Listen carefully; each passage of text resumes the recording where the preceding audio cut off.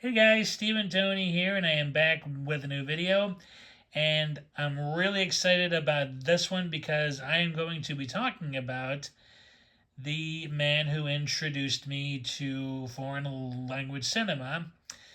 Now, I know some of you are probably, thinking and guessing that it's going to be an Italian filmmaker or a French one, but oddly enough, no. The man who introduced me to foreign language cinema, and that films were done in other languages besides English, actually, was the Japanese filmmaker Akira Kurosawa. Now, for a little background on the man, in case some of you have maybe heard his name, but don't know too much about him. Um, Kurosawa was a Japanese filmmaker.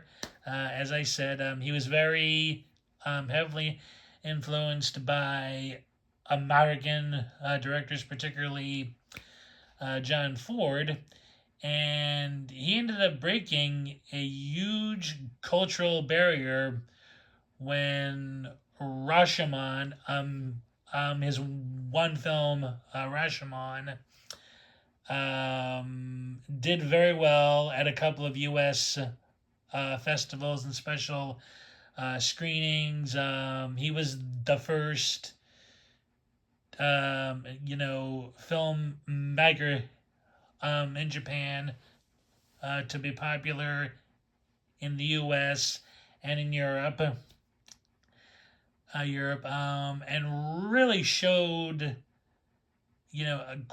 quite a few people, especially us here in the states, how good Japanese cinema was, and he was a major influence to the filmmakers such as Steven Spielberg, Francis Ford Coppola, Martin Scorsese, George Lucas. In fact, his samurai films were actually a big inspiration for the Star Wars franchise. If you really look at the Jedi's and their sabers, they're very much futuristic samurai warriors with their swords. So yes, like that's a little brief thing on a Kurosawa. Now, I first saw one of his films when I was in grade school, and that was Seven Samurai on Turner Classic Movies. And I was just, awestruck by how it was filmed, the use of black and white, the, Japanese countrysides, the characters, like, just the whole thing was, like, amazing. And I started looking more and more into his stuff, and I quickly became a fan. Now, I have seen a few of his films, but I only have six at the moment on physical disc. So I'll briefly explain like each film and why I liked it. Including ones that I have seen, but for whatever reason don't own on disc yet.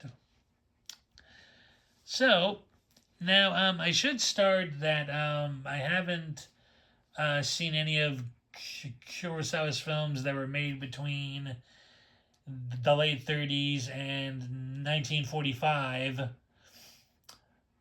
Five, they don't have like wide availability.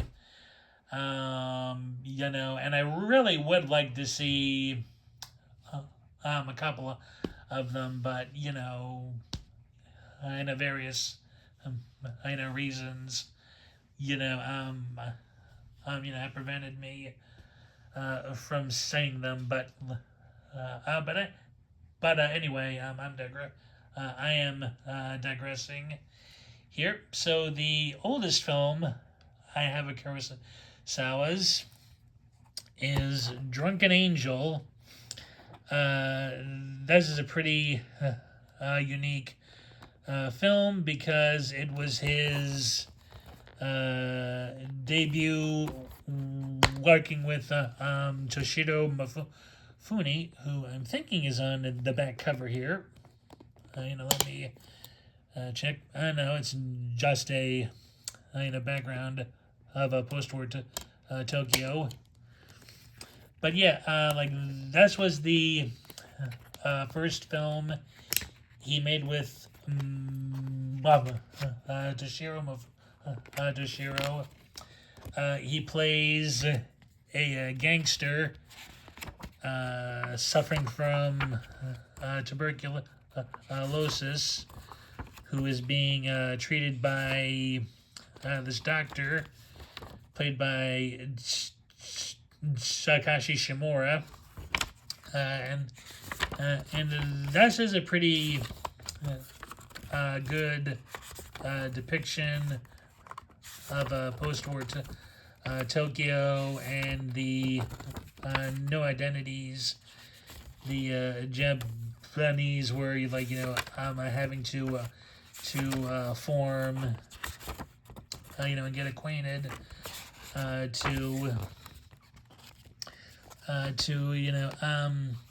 but the film is mainly about the friendship between the thug and the doctor and the and the gangster. I do believe it has been quite a few years since I've seen it, but I do remember he ends up falling for the doctor's daughter, and all sorts of complications arise. And he has to decide whether to stay true to the gangster as his friend, or if he has to stop him in order to save his daughter.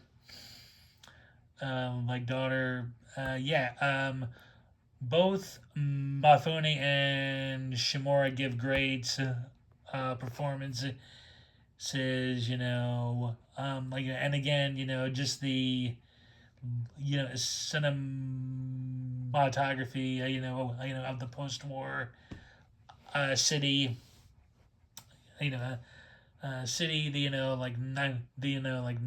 nightclubs,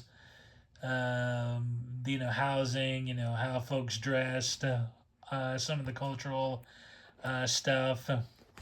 Yes, a very good film and a pretty cool start to one of cinema's best partnerships between actor and filmmaker. Okay, and the next oldest film I have is Stray Dog. Again, it's set in the post-war time in Japan. This time, it's in 1949, while the Allies are still occupying the countries, and Toshiro Mifune, this time plays a cop who loses his gun while chasing a suspect, and it's believed this demented rampant shooter has gotten his hands on it, and now Mifune's cop, with the aid of his older partner and mentor, again played by Shimura, go on this hunt to find it, as well as the killer who purportedly has it. I like this one a lot as well. This was a pre-Nakatsu neo-noir, because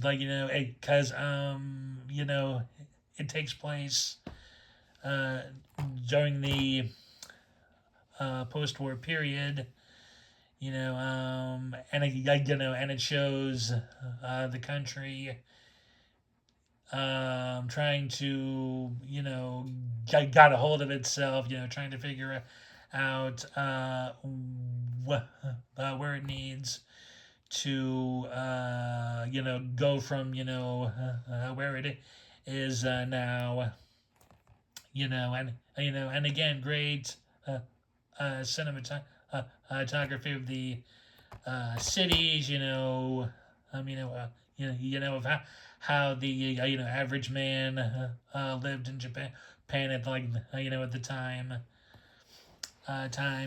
and cool stuff like that. Probably the most interesting shot of this film is when Bafuni first starts to look for his gun. He disguises himself as a POW, who's just gotten freed, and he's roaming over the early forming black market districts, and and it's just this cool montage of him, just looking around. There's a few cool close-ups of his eyes, as he's keeping watch, out for anything, as it slowly turns, into this big manhunt. Yeah, and one thing I have always enjoyed with Kurosawa's films is that normally I'm kind of passive emotionally. I'm emotionally on films at times, but with Kurosawa, he's always had this very cool power to bring out feelings and emotions, in me,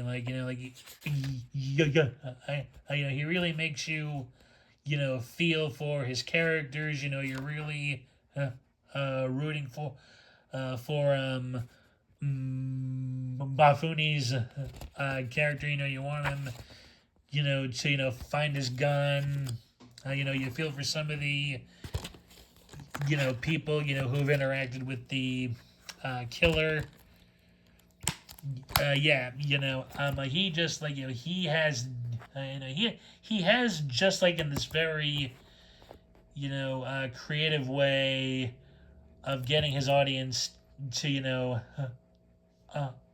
feel something. So yeah, Stray Dog, good one as well. Okay, and now for my only big boy set from Kurosawa, and that is, of course, his classic Seven Samurai. Yeah, ooh, man, he is able to, to elicit quite a lot from this one, joy, sadness, yeah, feeling for the characters, especially Bafuni's, character, and a few of the other guys, and again, this changed the landscape for some people with, Japanese cinema, because Kurosawa did something that very few of his contemporaries did, and that was, break with certain traditions, because the samurai here, you know, they're just pretty much doing this act of like saving this village because it's the right thing to do. Like they all know, like no,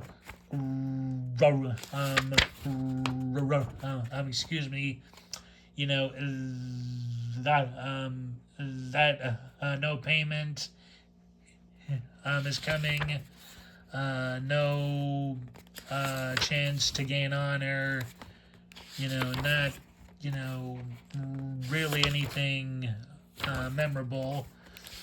And yet, here they are, sacrificing themselves for these farmers, which surprised many an audience back in the day, as well as the bad guys, because, like, again, it was a break from, from tradition, from the, like, norms,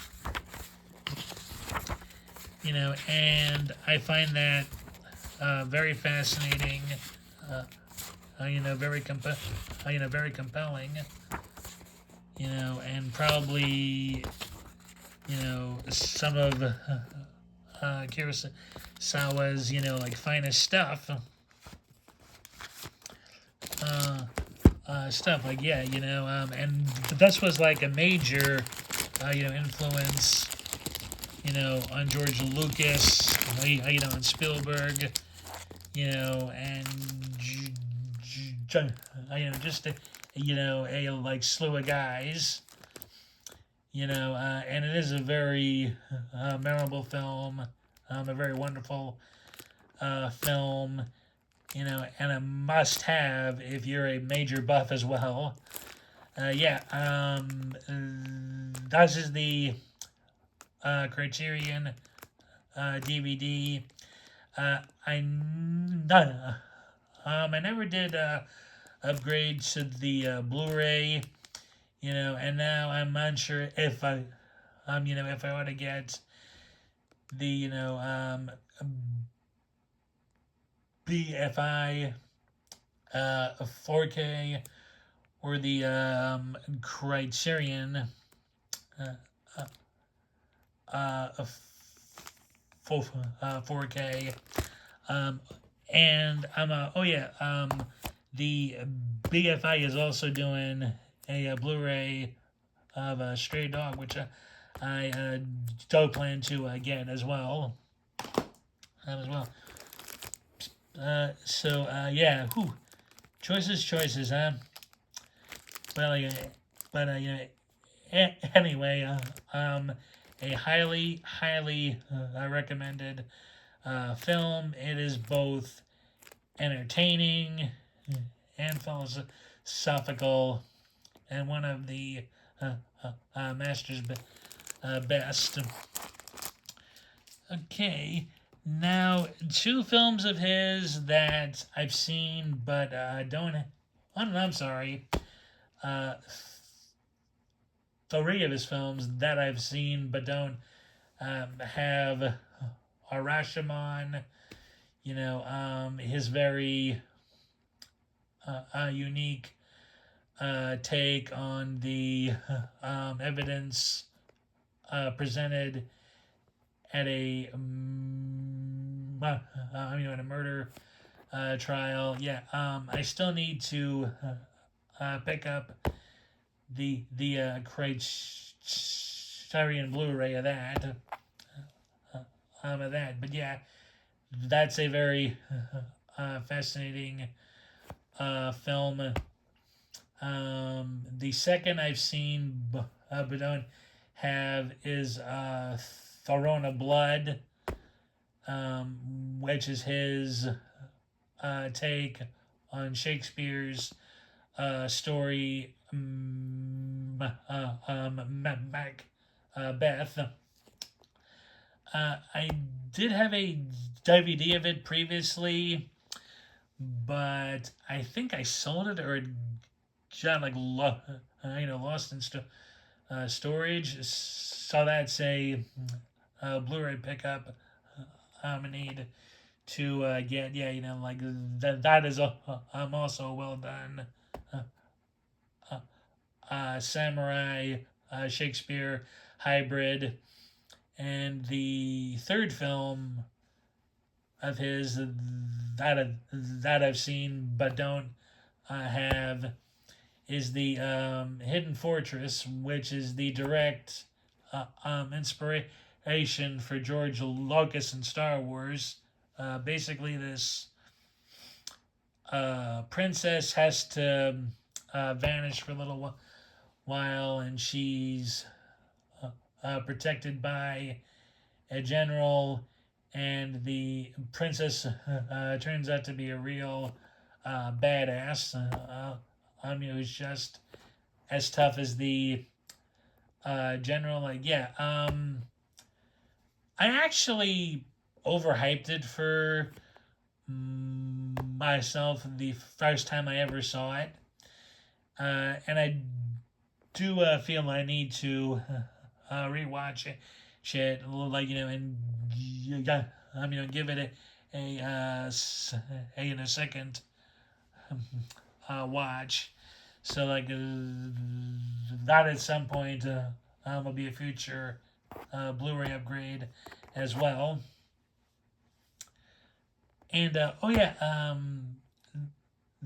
there's actually a fourth of his I've seen, but don't have, and that is the Bad Sleep Well, which is a pseudo take on Hamlet. And yeah, like that one actually does pointed me quite a bit. You know, the only time Kurosawa ever really let me down, like it was an it's an expose of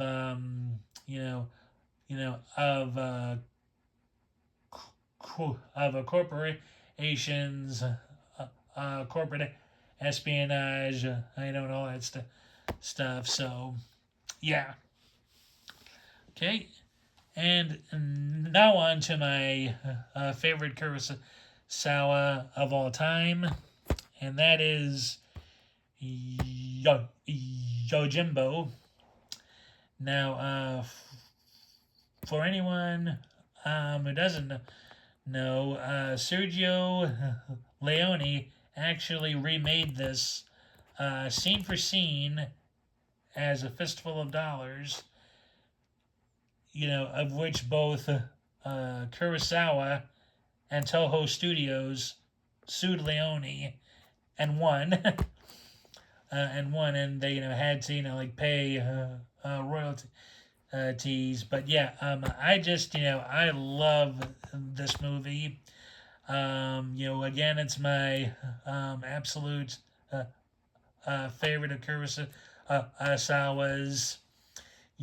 Just the fun of it. And again, he includes the occasional like scene where he elicits emotions out of you through his actors, music and how he sets the scenes. But like overall, like this is a lot of fun. Bafuni shines as the jaded, cynical Ronin who still has a heart. He just he does great in this. He's funny, he's witty, and he also shows tenderness here and there. And and the film was also a breakthrough for Tatsuya Nakadai, who plays the main villain. And boy, is he a smiling menace in this thing. He is just fantastic. Yeah, yeah, yeah, just the black and white cinematography, the the use of widescreen screen, camera angles, acting. Yeah, it is my favorite. It's well done. It's entertaining. It's got Kurosawa's other goodies in it, yeah, a highly recommended you know uh, film. Yeah, yeah. I don't need to say too much in this one. I'm sure a few others have talked about it better like than me. But like short and sweet of it is. Wandering Ronin plays two rival gangs, on each other, gets caught in the middle of a love triangle, and ends up kicking a whole lot of ass, by the end. Must watch. Okay, and Kurosawa actually followed it up with a rare sequel in Sanjuro, Mafuni reprising his character from the previous film. And guys, I won't lie to you, the first time I watched this, I was actually a little bit disappointed. The stuff that had made Yojimbo so good, wasn't in here. And I really did feel, let down, by it. But I ended up waiting a few years, and I ended up popping in the DVD again. And my second viewing, I ended up enjoying it. It's nowhere near as good as the original Yojimbo, but it has got some great performances, a good story, and Mafune's samurai is actually somewhat older and wiser in this one. It seems like he learned a lot since his previous adventures. He's still pretty much the same in many aspects, but he shows a little more respect to certain people. In this one, he's more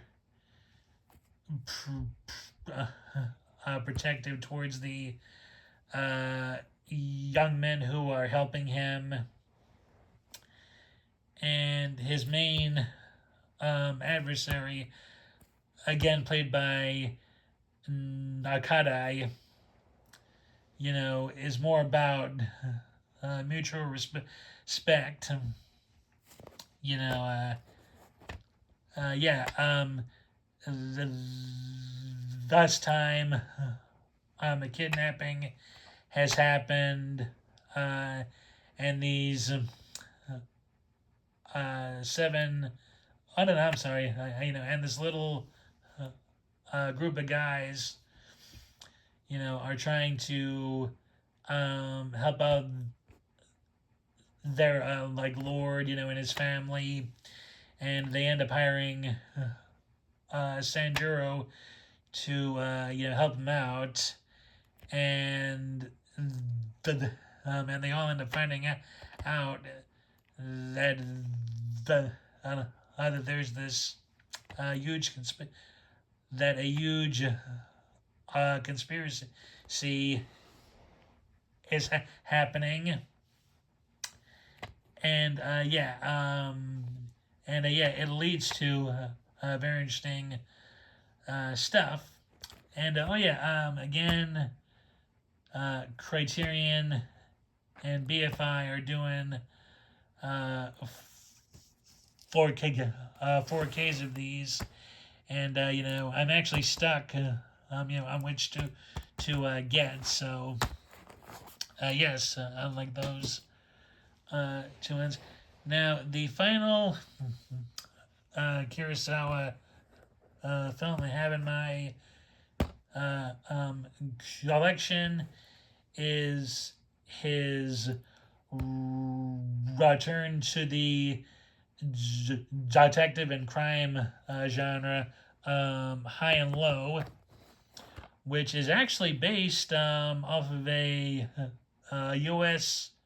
Novel by a writer named Evan Hunter, who wrote under the pen name Ed McBain.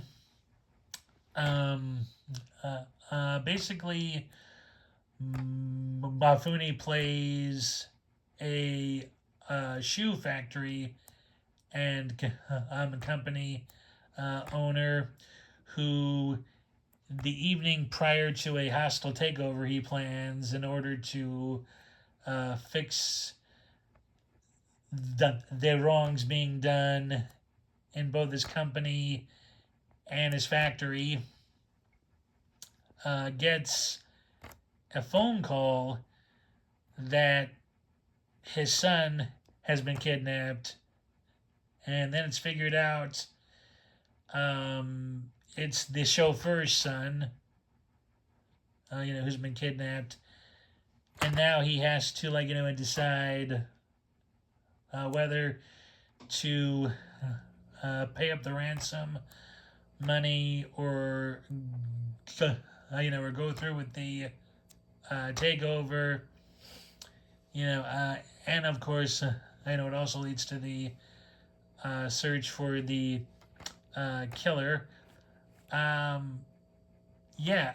was very surprised by this one. It's very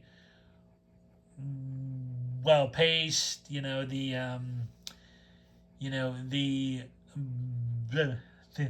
build ups, each time are very well done. You're uncertain, really, how everything and every thing will play out. Play out. The tension felt by Mifune's character, his wife, the head detective, played by Nakata Dai.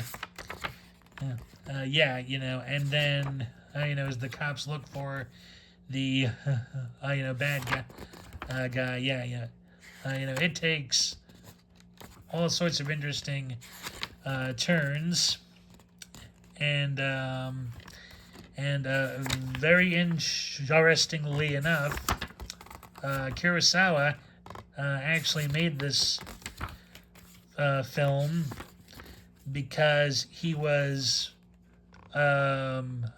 disturbed that his country's maximum sentence on kidnappers was only 15 years, and he was trying to convince his local politicians to have it changed to the death penalty. And then not long after the film came out, a slew of kidnappings occurred and Kurosawa got blamed for it, which was, like, not right at all, I think. But it did end up getting the law changed. It was just, a very weird situation.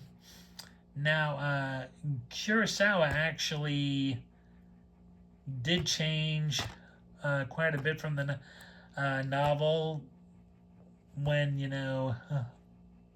and his co scriptwriters wrote the, screenplay. He used mainly the basic, plot of the kidnapping, and search for, for the bad guy, he dealt more in the moral themes, of the story. He made Mifune's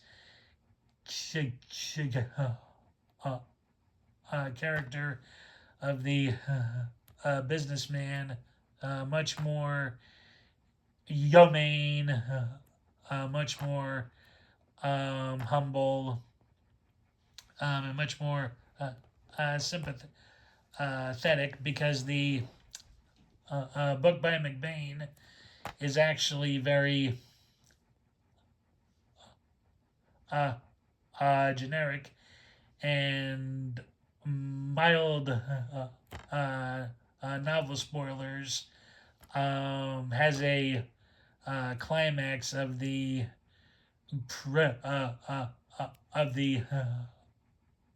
protagonist having a fist fight with the kidnapper.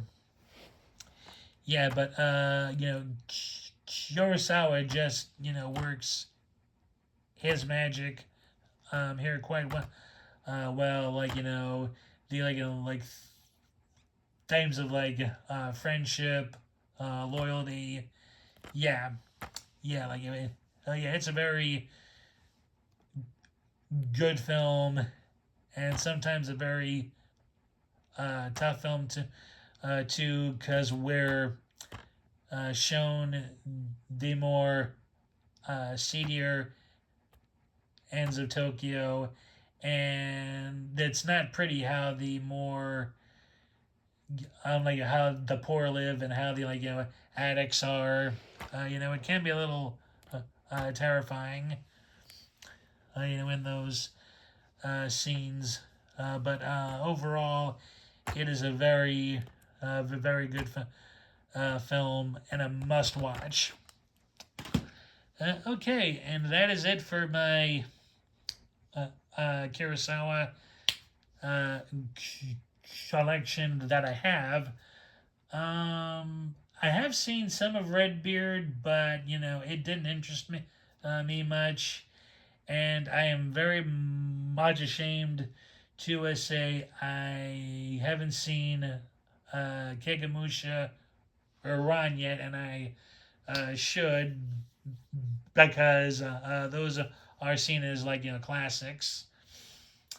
Now, I have seen Derza Uzla, the film Kurosawa did in conjunction with a Russian studio, and actually was shot in Russian. I've seen it. It's interesting, but it doesn't really feel like a Kurosawa film to me. But that's just how I see it. Thank you for watching. I hope you enjoyed the video, and this will be posted on Kurosawa's birthday, so it'll be a fine tribute to him. If you haven't already and would like to, Please hit the subscribe button and bell notification. Excuse me, a notification button.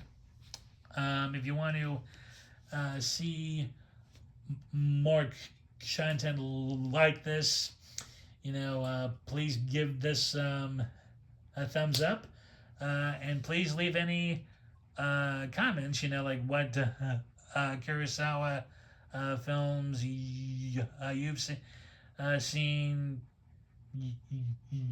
your favorite, like your least favorite, etc., etc. And yeah, again, thanks for watching, and I'll see you all in the next one. Take care, everybody. Thanks again. Bye.